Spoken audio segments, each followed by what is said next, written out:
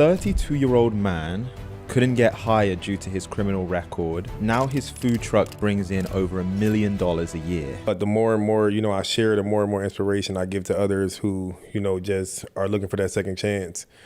So people who, been, doubted, been basically, been told no, more of people who have a background, just anybody who's just, looking for some inspiration to get up and just start and not worry about being labeled and stuff like that.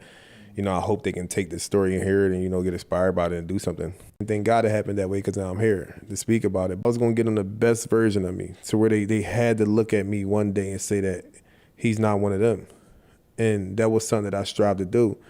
Even today in business, I always tell them, even it's just being a food truck, if you give somebody the best service, they're going to always be able to look at you and come back and say, this is just not an average food truck.